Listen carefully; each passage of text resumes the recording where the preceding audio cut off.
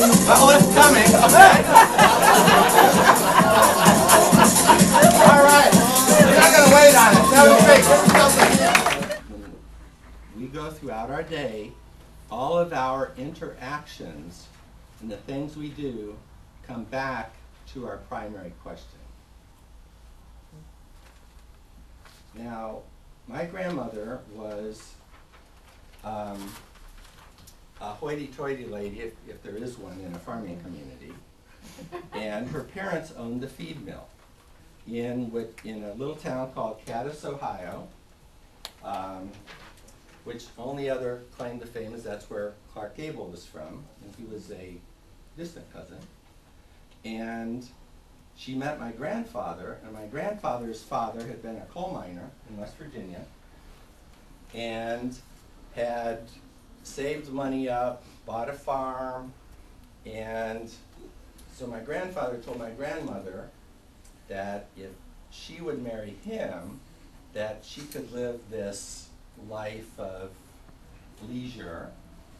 And then something called the Depression came along, and my grandmother's dresses were in the closet, her hats, and she was out in the fields on her knees trying to save the farm, and just to get enough money to pay the interest. The banks in those days allowed the farmers, the good banks, and they would get the money from the crops, and they would drive the physical cash about 45 minutes to the bank every month to make the payment. And so my father and my mother, we lived together on the farm, and I have 4 brothers and sisters, and they were kind of wild. Well, I was wild too. And we would, we loved cars, and everything was laying around, just how kids are, making a mess. And so my grandmother was always saying, this is how I got my primary question, is what will the neighbors think? Look at all this junk out here. I was always trying to make 3 cars into one, and hopefully the one car would run. And so my primary question, I didn't realize until I went to the Anthony Robbins program, was that was always in the background about why I was doing things. And it was not focused on what was fulfilling me, it was focused on what other people thought.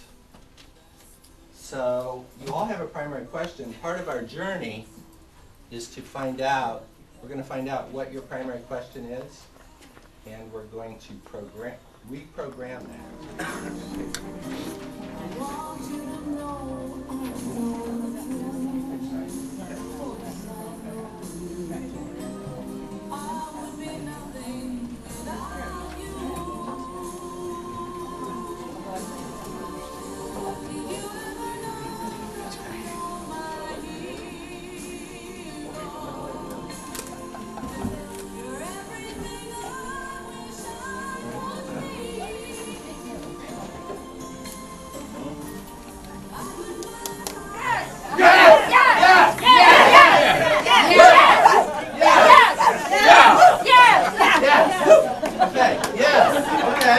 Okay, because that's your